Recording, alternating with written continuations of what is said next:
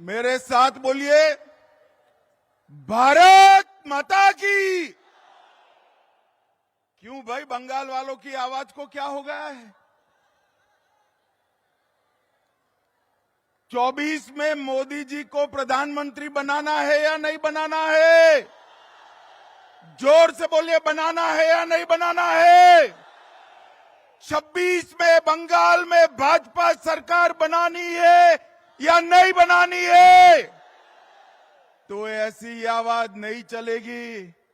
मेरे साथ दोनों हाथ उठाइए, उठाइए दोनों हाथ, विजय के संकल्प का मुट्ठी भींचिए और प्रचंड आवाज से बोलिए, भारत माता की, भारत माता की। मंच पर उपस्थित बंगाल भारतीय जनता पार्टी के अध्यक्ष श्रीमान सुकांतो मजूमदार जी, बंगाल में विपक्ष के नेता और भाजपा के वरिष्ठ नेता श्रीमान शुभेंदु अधिकारी जी, हमारे प्रभारी भाई मंगल पांडे जी, अमित मालवीय जी, उपस्थित सभी केंद्रीय मंत्रीगण, उपस्थित सभी सांसदगण, विधायकगण, भाजपा के पदाधिकारीगण और आज इस रैली में नजर भी नहीं पहुंच रही है वहां तक आए हुए प्यारे भाइयों बहनों माताओं और मेरे जिगर के टुकड़े जैसे युवा मित्रों, आप सभी को नमस्कार। मित्रों, सबसे पहले धर्मताला की इस पवित्र भूमि को, बंगाल की इस पवित्र भूमि को, जिस भूमि ने हमेशा भारत का दिशा दर्शन करने का काम किया, ये बंगाल की पवित्र भूमि को प्रणाम कर कर मेरी बात की शुरुआत करना चाहता हूं।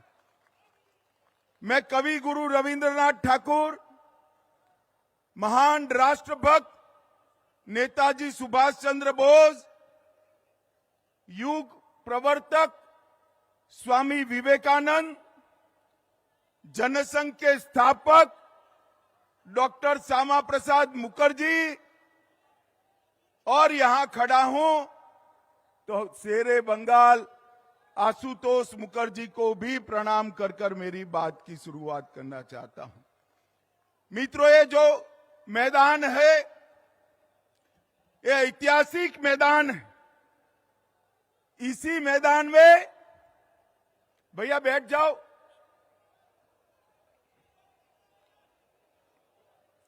इसी मैदान में सोहरावर्दी ने डायरेक्ट एक्शन का कॉल दिया था और यहीं पर महान गोपाल मुखर्जी ने इसका सामना करने का कॉल दिया था।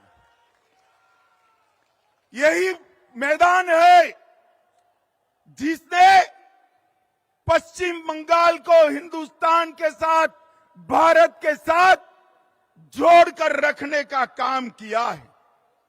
और मित्रों, भारतीय जनता पार्टी के लिए भी ये मैदान बहुत भाग्यशाली मैदान है।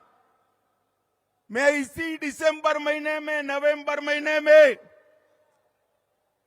यहां पर आया था 2014 में और यहां से बंगाल की जनता को, तृणमूल को हटाने का कॉल देने का काम मैंने किया था भारतीय जनता पार्टी के अध्यक्ष के रूप में। और मैं आज बंगाल की जनता का धन्यवाद करना चाहता हूं कि आज बंगाल में 18 लोकसभा सीटें और 77 विधानसभा सीटें देकर बंगाल की जनता ने तय कर दिया है कि यहां पर अगली सरकार भारतीय जनता पार्टी की सरकार बनने वाली है।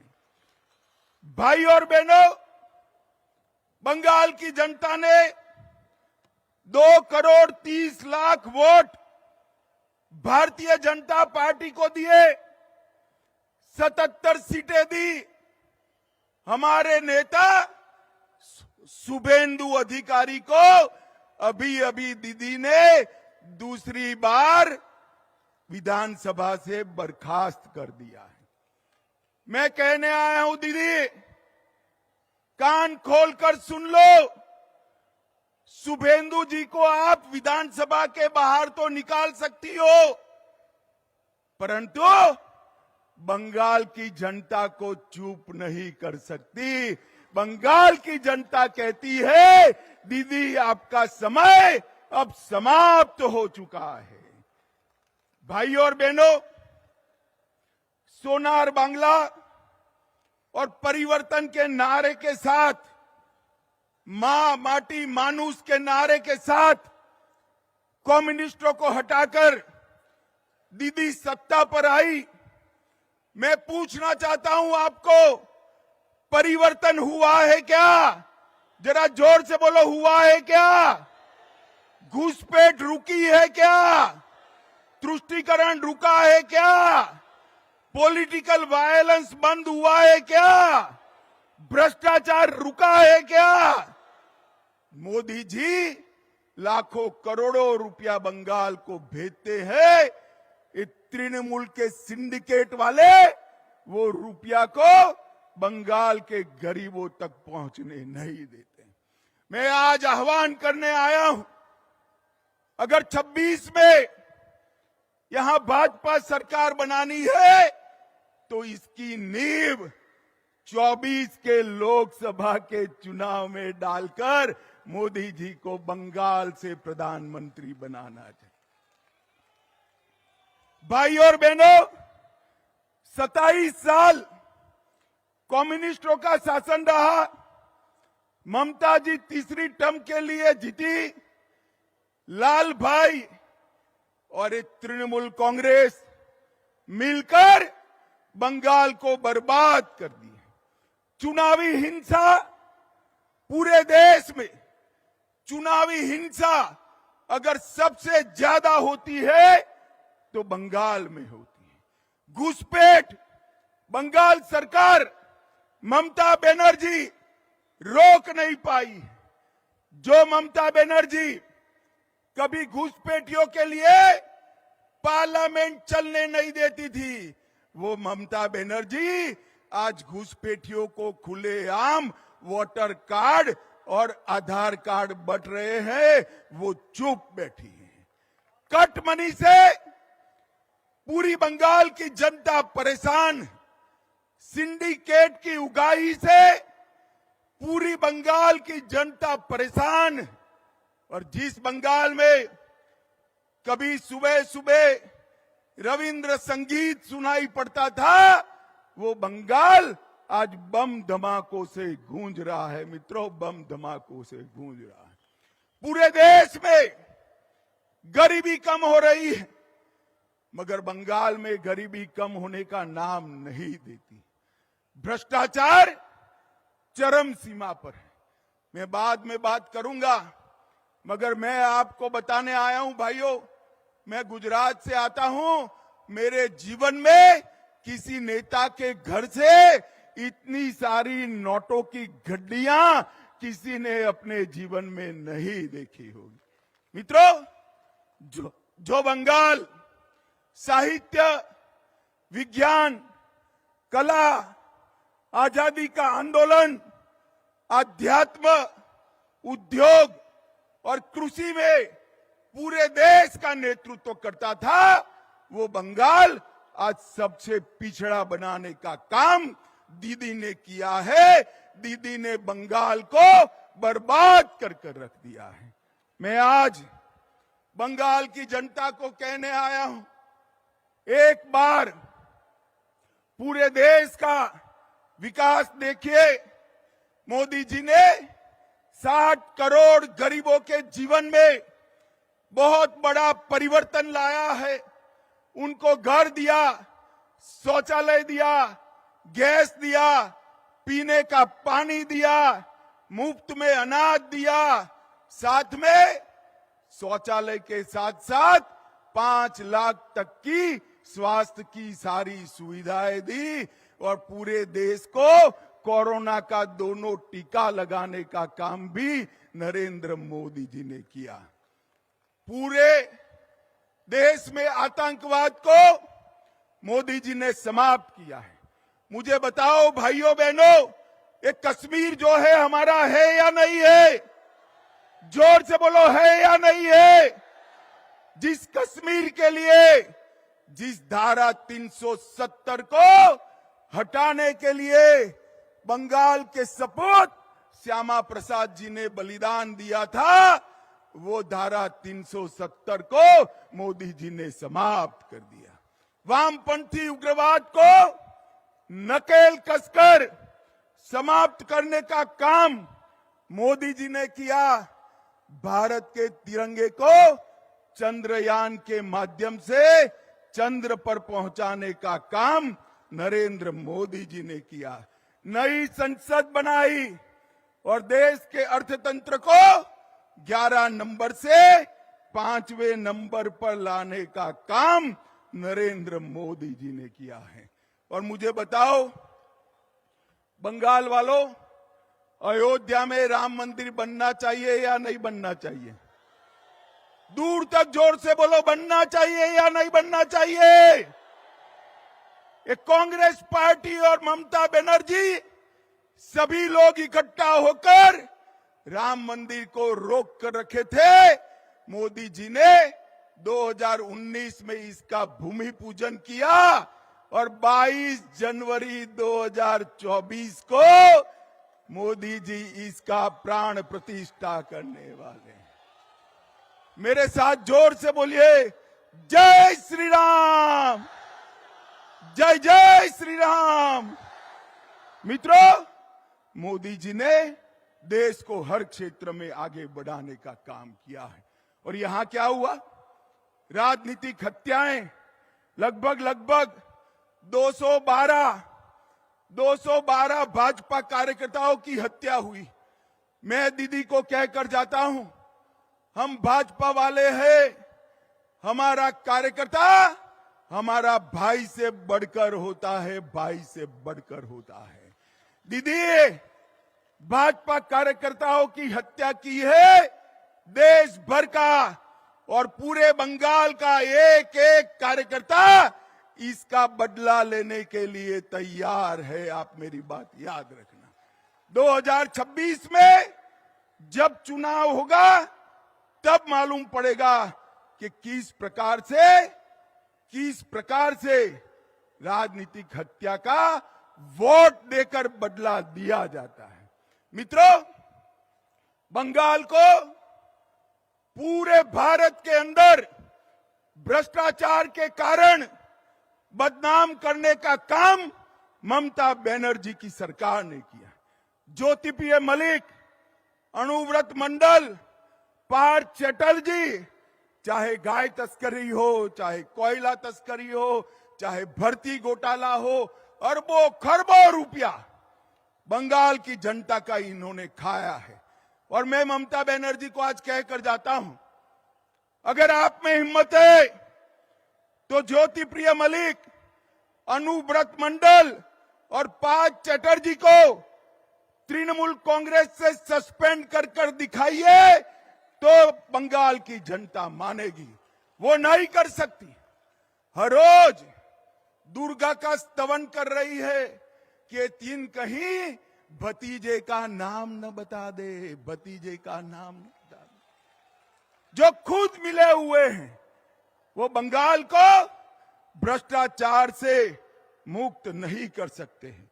मित्रों, इतने सारे भ्रष्टाचार हुए हैं कि संसद की पवित्रता को भी तृणमूल कांग्रेस के सांसदों ने समाप्त कर दिया। भेंटे लेकर, सौगादे लेकर सवाल पूछने वाले सांसद और वो पार्टी बंगाल और भारत का भला कर सकती है क्या? जोर से बोलिए, कर सकती है क्या? भाई और बहनों, अवैध घुसपैठ चरम सीमा पर। आसाम की जनता ने भाजपा सरकार बना दी। आसाम की सरहदों से परिंदा भी पैर नहीं मार सकता। और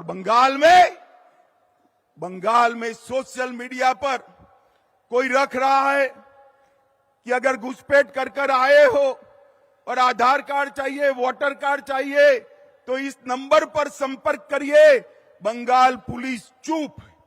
मुझे बताओ भाइयों बहनों, जिस राज्य में इतनी घुसपैठ होती हो वहां कभी विकास हो सकता है क्या?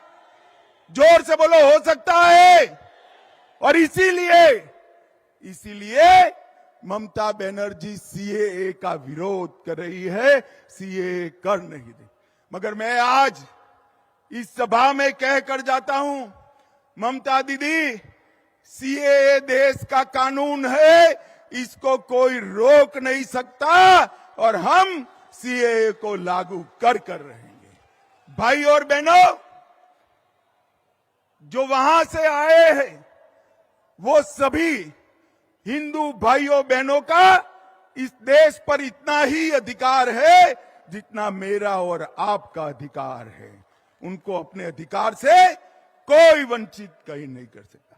मित्रों, ममता जी को मैंने कई बार पूछा, वो उल्टा हमें हिसाब पूछती है कि मोदी जी ने बंगाल के लिए क्या किया। ममता दीदी, आप मेरा भाषण जरूर सुन रही होगी, मैं हिसाब लेकर आया हूं, कान खोलकर सुन लीजिए, हिसाब लेकर आया हूं। जिस सरकार में आप मंत्री रही, यूपीए सरकार, जिस सरकार को आपने समर्थन किया, उसने 2004 से 14 में बंगाल को क्या दिया? ग्रांट इन एड और डिवोल्यूशन का सिर्फ 2 लाख करोड़ रुपया दिया। कितना दिया भाइयों बहनों, बोलो तो? और मोदी जी ने 2 लाख करोड़ के सामने 10 साल के सामने 9 साल में 6,70,000 करोड़ रुपया देने का काम नरेंद्र मोदी जी ने किया। और 1,80,000 करोड़ रुपया नरेगा में 3.5 गुना ज्यादा हमने दिया। आप धरना करती हो? जब आप मंत्री बनकर बैठी थी, मुख्यमंत्री बनकर सरकार का समर्थन कर रही थी, पैसा कम मिलता था। यूपीए सरकार ने 14,000 करोड़ रुपया दिया, मोदी जी ने 54,000 करोड़ रुपया देने का काम किया। और नरेगा, ग्राम सड़क योजना, आवास योजना, आजीविका मिशन और नेशनल आजीविका मिशन में 1,80,000 करोड़ रुपया देने का काम भारतीय जनता पार्टी ने किया है। और नेशनल हाईवे के लिए टोटल 70,000 करोड़, लगभग 16,000 करोड़ रेलवे में, बंदरगाह में 1,000 करोड़, सिंचाई के लिए 3,000 करोड़, कुल मिलाकर आपके 2 लाख करोड़ के सामने भारतीय जनता पार्टी ने 8 लाख करोड़ से ज्यादा रुपया देने का काम भारतीय जनता पार्टी। और ममता दीदी, जितना गुमराह करना है कर लीजिए। गत चुनाव में तो रैगिंग कर आप जीत गई, फिर भी हमारी 77 सीटें आई। 77 कहां 0, कहां 77। और इस बार 26 में रैली देखकर मैं स्पष्टता से कहने जाता हूं कि 26 के चुनाव में 2/3 बहुमत के साथ यहां पर भारतीय जनता पार्टी की सरकार बने। मगर इसके पहले 24 का चुनाव आ रहा है। आपने 19 में 18 सीटें दी थी। मैं आप सभी को करबद्ध विनंती करने आया हूं, इतनी सीटें दीजिए कि मोदी जी को शपथ विधि के बाद कहना पड़े, मैं बंगाल के कारण देश का प्रधानमंत्री बना हूं, बंगाल के कारण। भाई और बहनों, बंगाल का भला ये भ्रष्टाचारी परिवारवादी तृणमूल कांग्रेस नहीं कर सकती।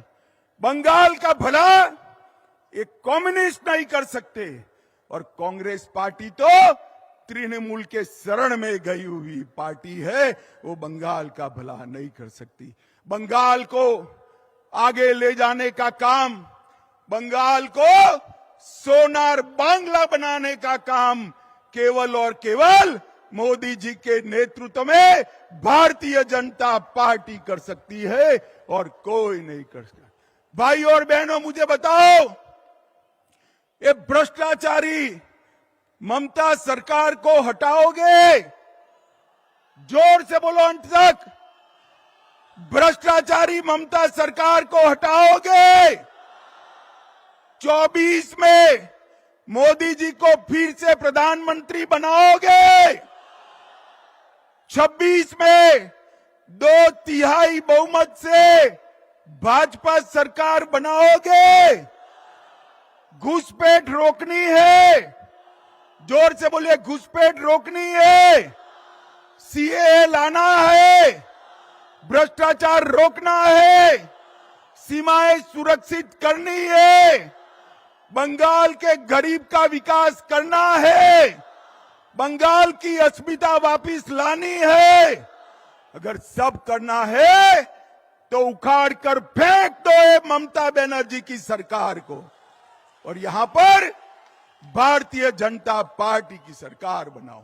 मैं बंगाल की जनता को भरोसा दिलाकर जाता हूं कि बंगाल का विकास मोदी जी की सबसे बड़ी प्राथमिकता बंगाल का विकास है। हमें एक ऐसी सरकार चाहिए जो मोदी जी को विकास करने के लिए अनुकूल भूमि तैयार करे। ममता बनर्जी मोदी जी को विकास नहीं करने देती है। भाई और बहनों, यहां कमल फूल की सरकार बनाइए, नरेंद्र मोदी के नेतृत्व में भाजपा सरकार बनाइए, और 24 में फिर से मोदी जी को प्रधानमंत्री बनाइए। यही मेरा आप सबसे अभ्यर्थना है। नमस्कार। मेरे साथ बोलिए, दोनों हाथ ऊपर करिए जरा, अंत तक, पीछे तक, दोनों हाथ ऊपर करिए और प्रचंड आवाज से बोलिए, भारत माता की, भारत माता की, वंदे वंदे वंदे, भारत माता की। Bharatiya Janata party, Bharatiya Janata party, Narendra Modi, Narendra Modi. धन्यवाद।